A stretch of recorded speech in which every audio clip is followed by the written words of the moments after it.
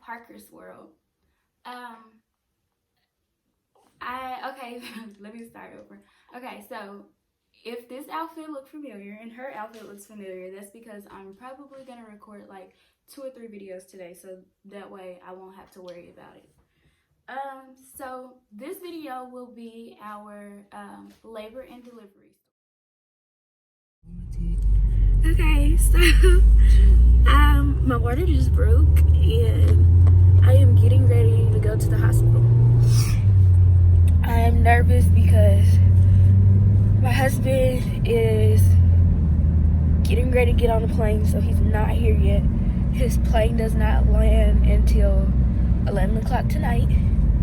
So hopefully she doesn't come before then. I'm shaky because I'm shaking. But see y'all at the hospital. Emmy. Hi.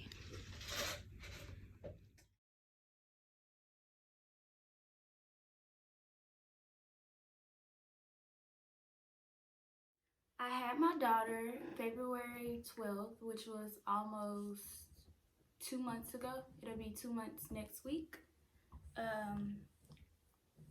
So here is our story. Sorry if you hear people talking in the background. It's my mama threatening my sister because she's sitting in her little fancy chair. So, it really... You sat in it and didn't break it. I didn't sit like that. Get your feet out of my chair. Get your feet. And this is why you cannot record while other people are around. She know better than that. Okay, so, it all started this way. Okay, so, February the 11th, I went to the doctor to get my last checkup before delivery, labor and delivery. I was originally supposed to get induced February 13th, to give my husband time to get home.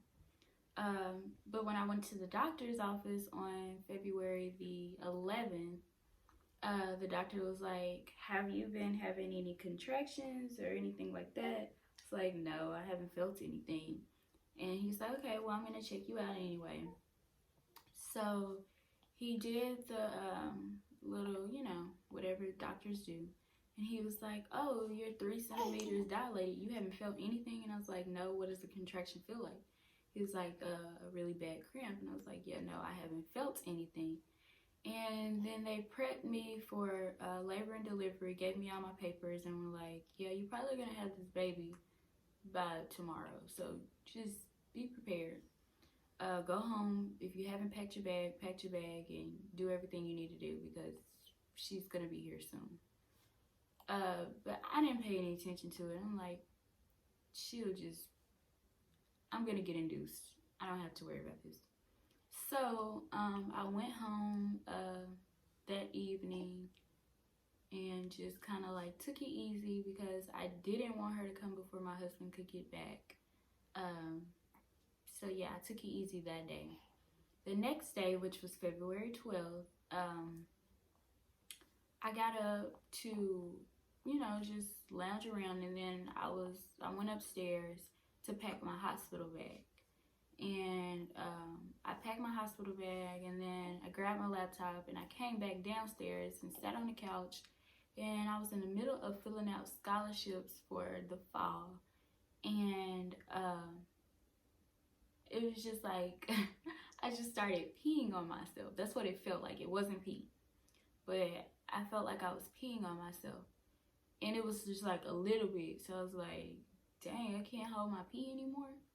So I was like, I don't know. And then it happened again. And I was like, I think I should go to the bathroom because I think I'm peeing on myself. So I went to the bathroom and I used the bathroom and then it stopped. So I like changed my clothes and was like finna go out the bathroom again. And then it started happening again. And I was like, I'm pretty sure this is my water breaking. So my mom, she works from home. She was in the lower level of the house. And I was like screaming. I went downstairs and I was screaming because there's another set of stairs. And I was like, Mama, I think my water just broke. And she's like, are you kidding me? My mama is so dramatic. She's like, are you kidding me? And I was like, it feels like I'm peeing on myself. I'm sure it's my water breaking. So she was like, oh yeah, it is. Call the doctor. So I was like, I need to change my clothes or something. Like, I was like, I need to change my clothes. I mean, I feel like I'm sitting in pee. So then I went in my room, got more clothes and stuff, and before I could get out the bathroom good, like, I was soaked again. So I'm like, okay. I was like, yeah, we gotta go to the hospital. At this point, my mom and my sister are like chickens with their heads cut off. And just my mom was calling everybody in the family. You know how mamas are. And she's being overly dramatic and scaring everybody as usual. She's yelling at us and I'm yelling at her. And she's like, I'm not yelling at you. I'm just saying. And she's so dramatic. And then my sister's like, you need to calm down. It was so crazy. So then she's like, did you call the doctor? And I was like, no. And she's like, call the doctor. Do you want to have this baby here? Oh, yes. What else?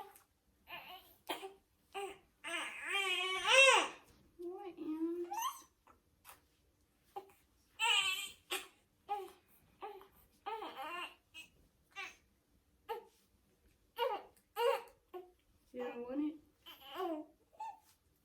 Okay.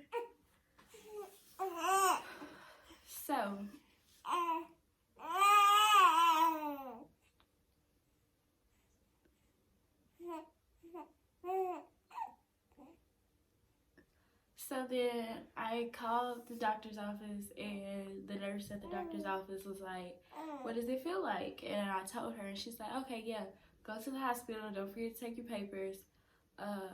So we were going to the hospital. I was fine until we got to the hospital. And when I got to the hospital, they put us on the labor and delivery floor, but they have like these certain rooms for where you're not in actual labor that they put you in. And the nurse came in to see how dilated I was. She was so freaking rough. Like, worst nurse ever. Seriously. So she like grabbed her whole arm and just like, before I could like relax, she like shoved her hand up in me. And it was like so rough. And after that, the contractions were like getting bad. And she was like, okay, you're 8 centimeters. We have to take you to labor and delivery. What else? Okay, guys, I'm back. I'm sorry. I'm nursing. But, so, where was I? Okay, yeah, so the nurse was like, oh, extra rough. And she checked me to see how far dilated I was. And she's like, oh my gosh, you're 8 centimeters. You got to get to labor right now. You got to get to the delivery room right now. So they rushed me over to the delivery room. And it was so overwhelming. Everybody was like all in my face, like, are you doing this? Are you doing that? I need you to sign this. I need you to do that. I need you to do this. Did you do this? Did you do that? And I was like panicking. I was like, Reggie's not here. So I started crying. I was like, I need Reggie. I gotta have my husband. Where is he? Where is he? And I was talking to my sister. I was like, I need Reggie. And when I got to the room, they were like, are you gonna get an epidural?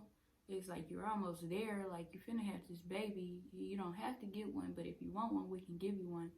And I was like, I don't know. I want to wait. And it was like, okay. And then the doctor walked in.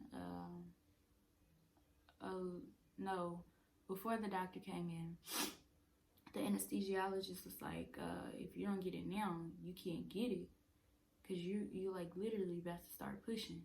And I was like, okay, give it to me. So by that time, my mama was there, and I was like freaking out, and I was crying. And they gave me the epidural, and then I was chill after that. Yeah, so then the doctor came in like 5 minutes later, and he checked me, and he was like, you're 9 centimeters, so we're gonna try to push. So he made everybody go, like, stand behind this like curtain thing, and I started trying to push, but she wasn't there yet. So then he was like, okay, I'll be back in an hour. So I heard my sister on FaceTime with my husband, and I was like, where is he? And he told her not to tell me. And she was like, he on his way. And I was like, you telling the story. I know Reggie, and something ain't right. And she was like, just like trying to act like she didn't hear me talking to her. I was like, he missed his flight, didn't he?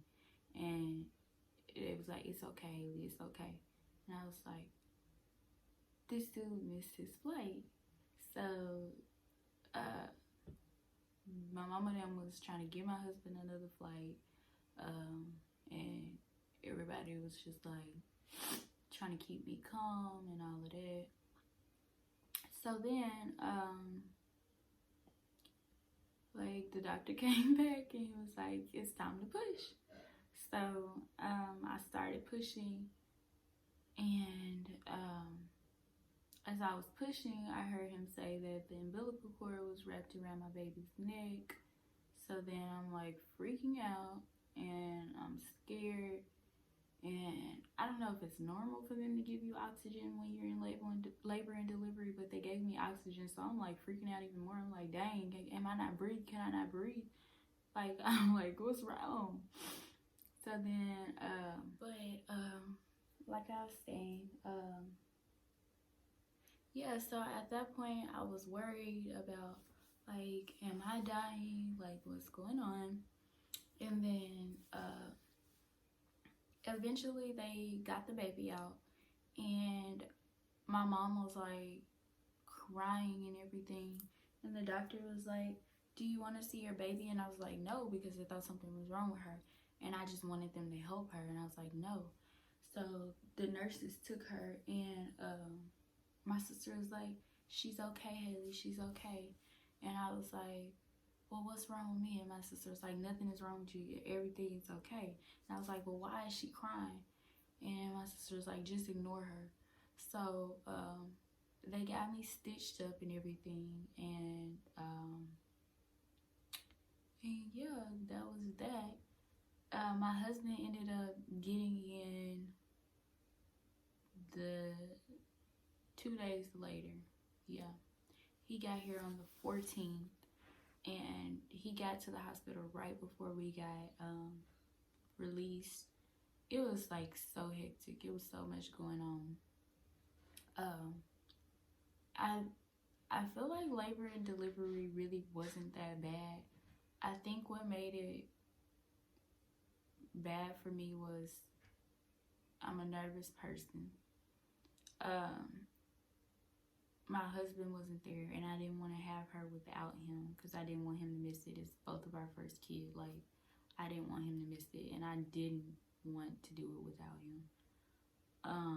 The nurse that originally came in, she was like so super rough, but I'm glad that she wasn't in there during delivery. I had before delivery, right before, I had 2 nursing students in there with me, with some other nurses, and they made it really, they were like, they helped me relax. They were like so super nice and so sweet and so cool. Yeah, they were like the best nursing students ever. And they ended up getting all for whatever, out of class or whatever they were doing, right before it was time for me to push. So they ended up having to leave. But they were so super sweet. Yeah. That's pretty much how that went. But you didn't, well, me, I didn't feel a single thing. When I was pushing, I didn't feel him cut me. I didn't feel him stitch me up. I didn't feel my baby come out. I didn't feel anything. I didn't even feel contractions until I was like 9 centimeters dilated. And even then, I only felt them for about 5 minutes because I ended up getting an epidural. Yeah, so I had pretty much a pretty easy labor and delivery. Now recovery, that's a completely different story. And for me, recovery at first, it was like, okay. But when I got out the hospital, it was awful. I think I'm gonna put that in another video because I don't want this video to get too long. And Emmy is waking up again. But yeah, guys, that is my labor and delivery story. If you had anything in common that I mentioned, feel free to comment.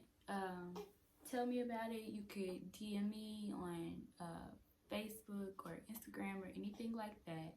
But that is all for this video. I'm sorry I keep looking down. My baby's right here. That is all for this video. Don't forget to like, subscribe, and tell everybody about my channel. Well, our channel, but right now it's just me. And don't forget to tune in to the next video. Thank you so much.